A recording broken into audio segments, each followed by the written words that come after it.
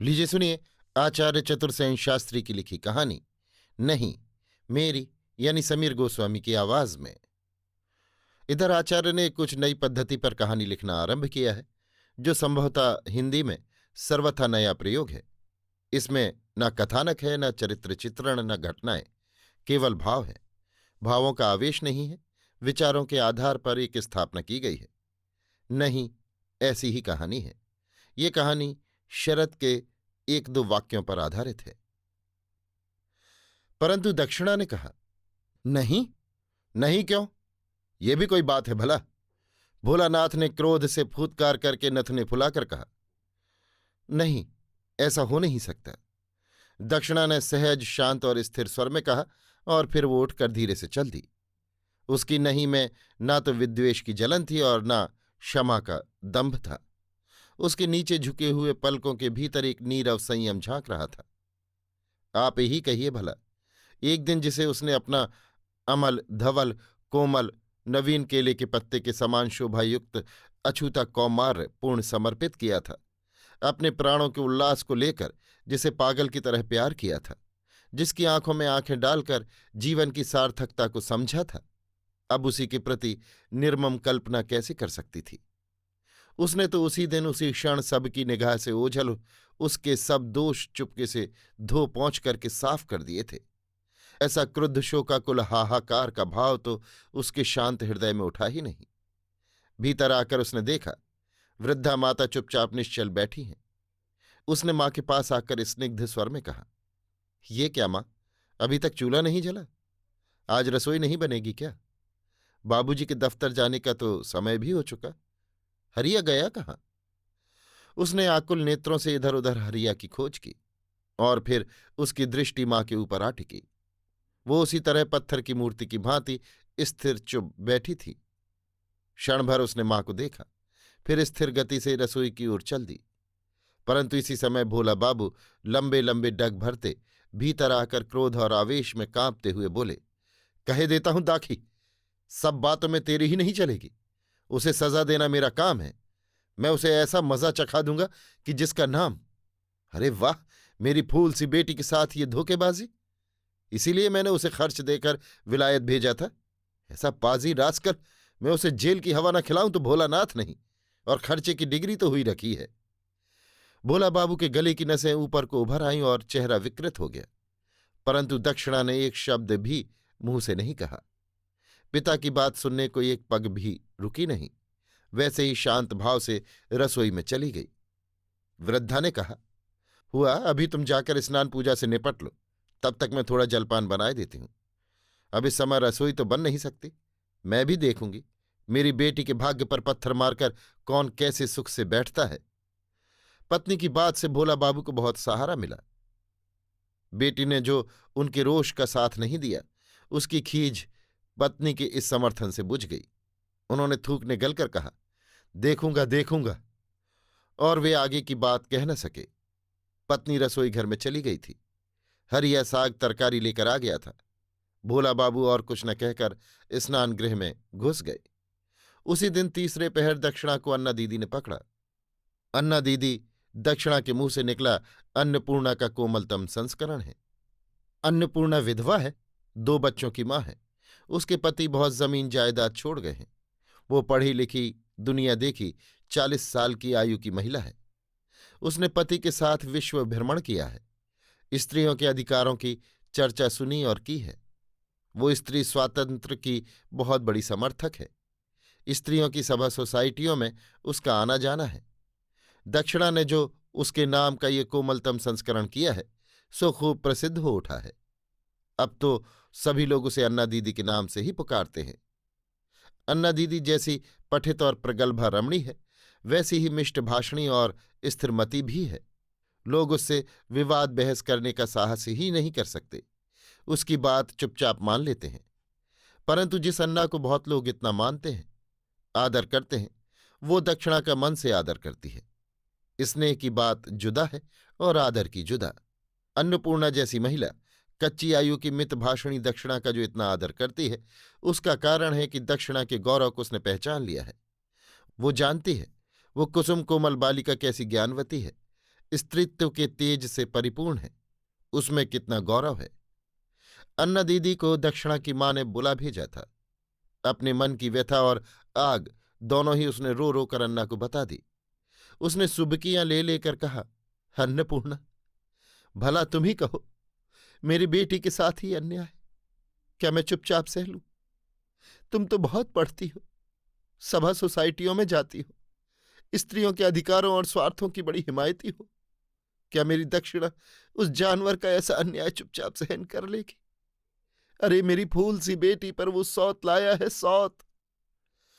अन्नपूर्णा को वृद्धा का अभियोग समर्थन योग्य प्रतीत हुआ। वृद्धा की मांग सर्वथा उचित थी। दक्षिणा की ओर से क्षतिपूर्ति और निर्वाह का मुकदमा अवश्य होना चाहिए। अन्नपूर्णा उससे सहमत हुई, परंतु जब उसने दक्षिणा की नहीं को हाँ में परिणत करने का मन ही मन संकल्प कर लिया तो उसने वृद्धा से एक शब्द भी नहीं कहा। चुपचाप उठकर दक्षिणा के पास चली गई। दक्षिणा पिता की बैठक साफ करने में लगी थी। वो इधर उधर बिखरी हुई पुस्तकों, कागजों और सामग्री को सहेज कर ठिकाने से लगा रही थी। उसकी साड़ी मैली थी, बाल रूखे थे और होंठ सूख रहे थे। पिता को जलपान कराकर जब वो मां को किसी भी तरह खाने के लिए राजी न कर सकी तो उसने स्वयं भी निराहार रहने का तय कर लिया। अन्ना ने आते ही कहा, सुन दक्षिणा, ये तो मैं जानती हूं कि पुरुष के भोग की जो वस्तु है उनकी जाति की तुम नहीं हो। यही तो दीदी, इसी से तो मैं सोचती हूं, इसमें उनका ऐसा कुछ अपराध भी तो नहीं है, पर बाबूजी ये बात समझते ही नहीं है। फिर भी मैं तुमसे ये पूछने आई हूं, क्या कर लोगों की निंदा प्रशंसा की अवज्ञा करने का तेरा साहस कहां तक स्तुत्य है? नहीं दीदी, साहस नहीं। तुम तो जानती ही हो कि मैं एक कमजोर और असहाय नारी हूं। मैंने कभी भी अपने को शक्तिवान समझकर घमंड नहीं किया। यही तो, पर ये तो तुम जानती ही हो कि नारी के लिए पुरुष को पाना कितना कठिन है। इसी से तो पुरुष को पाकर स्त्रियां सौभाग्यवती कहलाती हैं। क्यों नहीं, मैं ये भी जानती हूं कि नारी के लिए पुरुष को पा जाना जितना कठिन है, पुरुष के लिए स्त्री को पा जाना उतना ही आसान है। यहां तक तो कुछ हानि नहीं थी दाखी, पर पुरुष को पा जाना स्त्री के लिए जितना कठिन है उतना ही उसका गंवा देना भी है। तो और पुरुष के लिए स्त्री का पा जाना जितना आसान है उतना खो देना भी है। दक्षिणा ने एक फीकी मुस्कान होठों में भरकर कहा। अन्नपूर्णा हंसी नहीं, उसने कुछ कठोर होकर कहा, ये तो बहुत भारी वैषम्य है, कैसे हम इसे सहन करेंगे? दीदी, सहन न करेंगी तो क्या लड़ेंगी? जो प्यार और आदर की वस्तु है उससे लड़ाई कैसी? प्यार और आदर अपने स्थान पर है। हाँ, प्यार और आदर का स्थान तो उनका संपूर्ण ही व्यक्तित्व है दीदी। पागलपन की बातें हैं। संपूर्ण व्यक्तित्व नहीं, केवल कर्तव्यनिष्ठ व्यक्तित्व। ओह दीदी, तुम भी सौदा करने लगी। कहीं प्यार भी हिसाब किताब से माप तौल कर होता है? नहीं होता, पर मैं कहती हूं कि स्त्री पुरुष के बीच में प्यार ही तो एक चीज नहीं है, और भी कुछ है। दीदी, जो तुम कहना चाहती हो मैं सब जानती हूं। तुम अधिकार की लड़ाई लड़ने की सलाह दे सकती हो, तुम नर नारी के समान अधिकार तत्व की पंडिता हो, परंतु परंतु वरंतु कुछ नहीं। मैं कहती हूं, दाम्पत्य युद्ध में स्त्री की विजय माननी होगी। पुरुष बहुत मनमानी कर चुके। मेरा ये दृढ़ मत है कि पति पत्नी के अधिकार समान है। तुम स्त्री होकर स्त्रियों की तरफ से इस दावे का प्रतिकार कर रही हो। मैं प्रतिकार नहीं कर रही दीदी, ना मैं ये कहती हूं कि वो सत्य नहीं है, परंतु तुम नाराज ना होना। इस सत्य को सत्य विलासी दल के नरनारी के मुंह ने भांति भांति के आंदोलन करके ऐसा गंदा कर दिया है कि उसे छूने में भी घिन होती है। घिन कैसे होती है? तनिक सुनू तो। तुम्हारा तो सब देखा सुना है दीदी, सुनोगी क्या? विलायत के ही लोगों को देखो, वे कैसी आजादी से प्रेमाभिनय करके कितने उल्लास से विवाह करते हैं। उनके बीच तो माता पिताओं के माध्यम की परंपरा नहीं है, स्वेच्छा है, प्रेम है, ठोक बजाकर किया हुआ सौदा है। फिर क्या कारण है कि तनिक तनिक सी बातों पर, छोटे छोटे कारणों को लेकर वहां विवाह विच्छेद हो जाते हैं? वहां की अदालतों के लिए, समाज के लिए, स्त्री के लिए, पुरुष के लिए वो एक मामूली बात हो गई है। कहो तुम दीदी, क्या उन्हें ऐसा करने में तनिक भी चोट नहीं लगती?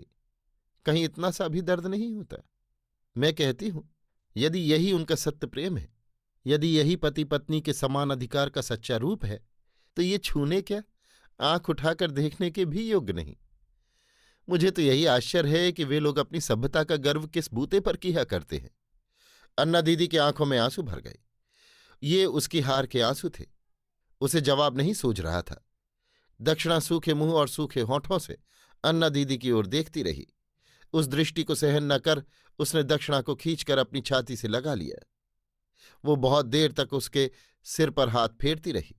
बड़ी देर बाद उसने कहा, कैसे सहेगी दीदी, मेरे पास शब्द नहीं, कैसे तुम्हें सांत्वना दूं। दक्षिणा बहुत देर तक अन्नपूर्णा की गोद में लेटी रही। फिर उसने सिर उठाकर कहा, दीदी जल्दी जल्दी आया करो, 2 मिनट ठहरो, मैं चाय बनाती हूं। मां को कुछ खिला पिला दो, कल से उन्होंने एक बूंद पानी तक नहीं पिया है। अरे इसी से तेरा मुंह, ठहर, मैं रसोई में जाकर चाय और जलपान बना लाती हूं। तुम यहां ठहरो दीदी, मैं जाती हूं। परंतु दोनों साथ ही रसोई में जाकर चाय का सरंजाम करने में व्यस्त हो गईं। 15 बरस बाद पुरानी सारी दुनिया बदल चुकी थी। जीवन उषा की रक्ताभ पीत प्रभा ढलती दोपहरी में बदल चुकी थी। पुरुष की लोलुप दृष्टि जिसलिए नारी को परेशान करती है, लज्जा को पीड़ित करती है, आज उससे तो दक्षिणा को मुक्ति मिल चुकी थी। इतने दिन बाद एकाएक पति ले जाने के लिए आए थे। उन्होंने एक अनुतापपूर्ण पत्र लिखकर दक्षिणा को अपने असहाय जीवन से सूचित किया था और ये भी लिखा था कि उनके जीवन में अब केवल दक्षिणा की दक्षिणा शेष है। दक्षिणा के हृदय में एकांत मिलन की जरा भी व्यग्रता न थी। फिर भी ढलते हुए यौवन और तब से लेकर अब तक के दैहिक क्रम विकास पर आज अपरिचित रूप ही से उसका ध्यान आकर्षित हो रहा था। उन दिनों की वो चाह अब न थी। आंखें चार होते ही आंखों के कोनों से निकलती आग की चिंगारियां बुझ बुझाकर राख हो गई थी। वो राख भी आंसुओं से धुलकर कहाँ की कहाँ पहुंची थी। 15 वर्ष की मूक वेदना, आत्मसंयम और चिरदमन की जो रेखाएं उसके मुख पर अंकित हो गई थीं, वे तो दूर से पढ़ी जा सकती थी। सो अब अन्ना दीदी ने लपकते हुए आकर उससे कहा, ये क्या, संध्या होने को आई, तूने न कपड़े बदले न बाल बनाए, उठ, मैं चोटी गूंथ दूं। अम्मा होती तो क्या इसी भांति। अन्ना दीदी की आंखें भर आईं, परंतु दक्षिणा ने सूखी आंखों से उसकी ओर देखकर कहा, नित्य ही तो ऐसी रहती हूं दीदी, इस बेला मुझे बाल संवारने की आदत नहीं। ना सही, पर आज तो। आज क्यों? तू ऐसी बच्ची है, फिजूल बकबक न कर, उठ, चोटी गूंथ दूं। चोटी गूंथना है तो गूंथ दो दीदी, परंतु इससे लाभ? लाभ? इतने दिन बाद वे आए, श्रेय से वेश में मिलेगी तो। पर मुंह तो बदल नहीं सकूंगी। ना सही, पर कपड़ा लत्ता व्यर्थ है दीदी। जिस रूप का प्रयोजन और आकर्षण दोनों ही खत्म हो चुके, अब उसे कृत्रिम रूप से सजाकर उन्हें यदि धोखा दूं तो क्या ये अच्छी बात होगी? धोखा क्या कि नहीं, अभी खत्म नहीं हुआ, यही दिखाकर। ओह, किंतु। किंतु क्या दीदी, कहो तो। स्त्री की देह ऐसी तुच्छ चीज है कि उसके रूप सौष्ठव को छोड़कर उसका और कोई उपयोग ही नहीं। अन्ना दीदी रो दी। अन्ना नहीं, उसका चिर वैधव्य रो उठा। उन्होंने कहा, दाखी, इन भाग्यहीन पुरुषों की अभिलाषाओं की बात न पूछ। तुझे दुनिया की तरफ नहीं देखना हो तो मत देख, परंतु आदमी की ओर तो देख, उसके दुर्भाग्यपूर्ण, अपूर्ण और असंयत व्यक्तित्व को तो देख। सो तो मैंने अपने जीवन में देखा ही है दीदी। तो देख, भाग्य दोष से हो या स्त्री जाति में जन्म लेने के कारण, हमें अपना जीवन उत्सर्ग के मार्ग पर तो ले जाना ही है। ये श्रृंगार जो हमें करना पड़ता है, सो क्या अपने लिए? इसे क्या हम अपनी आंखों देखती हैं? नहीं, तुम्हारी बात मानती हूं। हम अपने इस श्रृंगार को अपनी आंखों से नहीं देखती, पुरुष की आंखों से देखती हैं। परंतु दीदी, तुम्हारा जो ये उत्सर्ग है सो सत्य नहीं।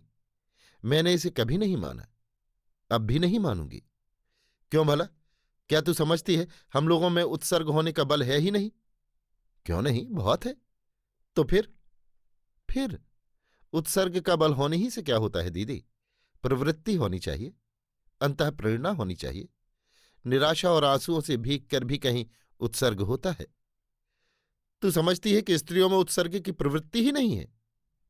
प्रवृत्ति है, पर यह प्रवृत्ति उनके भीतर जो नारी की जागृत सत्ता है ना, उसकी पूर्णता से नहीं, शून्यता से उत्पन्न होती है। उससे ना तो नारी जाति का कभी भला हुआ, ना वे पुरुष का ही कुछ भला कर सकी। दाखी, मैं तो समझती रही हूं कि त्याग, उत्सर्ग और प्यार सब एक ही वस्तु हैं और उत्सर्ग स्त्री का स्वभाव है। नहीं दीदी, स्वभाव नहीं, अभाव है। भाग्य ने तुम्हें चिरवैधव्य दिया दीदी। तुम्हें त्याग और विसर्जन का जीवन अपनाना ही पड़ा। अब तुम ही कहो, इसमें तुम्हें कितना तप करना पड़ा, कितनी निष्ठा खर्च करनी पड़ी। अब तुम मुझसे क्या ये कहना चाहोगे कि जीवन का श्रेय वैधव्य है, जहां तप है, त्याग है, उत्सर्ग है? ओह नहीं नहीं, मैं ये कभी ना कहूंगी। मैं तो कहूंगी, वैधव्य की अपेक्षा तो स्त्री के लिए एक हिंसक पशु की पत्नी बनने में कहीं नारित्व की सार्थकता है।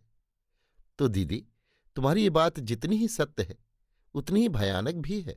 ये तुम्हारे उस समान अधिकारों की परंपरा से बिल्कुल ही पृथक सत्य है, और मैं उसे ठीक सत्य स्वीकार करती हूं।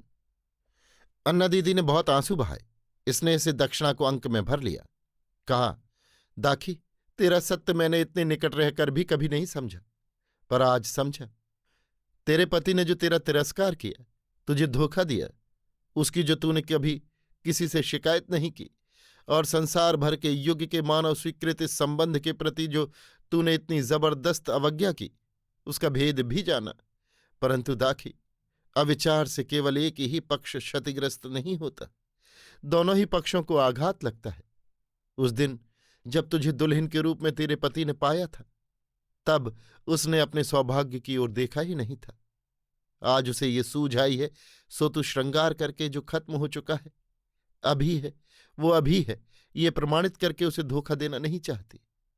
सत्य रूप में जो है उसके सामने जाना चाहती है, सो ठीक है। यही बात है दीदी, जो क्षणभंगुर है उसकी ओर पुरुषों को देखने का चस्का लग गया है। वो इस सिल की अपेक्षा उस फूल को ज्यादा पसंद करते हैं। सत्य क्या है, इसकी जांच का मापदंड तो उनके पास है ही नहीं। परंतु हम स्त्रियां तो जानती हैं कि जीवन चाहे जितना ही क्षणभंगुर हो, उसका सब कारोबार स्थायित्व को लिए हुए है, और इसी से हमारे लिए उस फूल की अपेक्षा ये सिल लोढ़ा ही अधिक सत्य है। इसके जल्दी सूख कर झड़ जाने का भय नहीं है। सो आज उस सिल लोढ़ा ही की पूजा का पवित्र दिन है। कौन जाने, तुम तो जानती ही हो दीदी, पुरुषों को इसकी आदत नहीं। तेरी जैसी स्त्रियां पुरुषों को ऐसी आदत डाल देती हैं जो युग युग तक उनका भला करती हैं। तूने पति को अब तक दिया ही है, उससे कभी कुछ लिया नहीं। पिता के इतना कहने पर भी डिग्री के रुपए नहीं लिए। तुमसे तो कुछ छिपा रहा नहीं दीदी। माँ और बाबूजी के ना रहने पर तुम ही एक रही जिसका मुझे सहारा रहा। पर मुझसे भी तो तूने कभी एक धेला नहीं लिया। तूने कुली मजदूरों के कपड़े सी सी कर गुजर की, पर जिस पुरुष ने पति होकर त्याग दिया, उसका अन्न मुंह में देकर उसी के दिए वस्त्र पहनकर आबरू बचाना स्वीकार नहीं किया। दक्षिणा इस बार रो दी। उसने कहा, दीदी, इतनी ओछी बनने से पहले तो मैं कुएं में कूद कर मर जाना अच्छा समझती। अभी आप सुन रहे थे आचार्य चतुर्सेन शास्त्री की लिखी कहानी नहीं, मेरी यानी समीर गोस्वामी की आवाज में।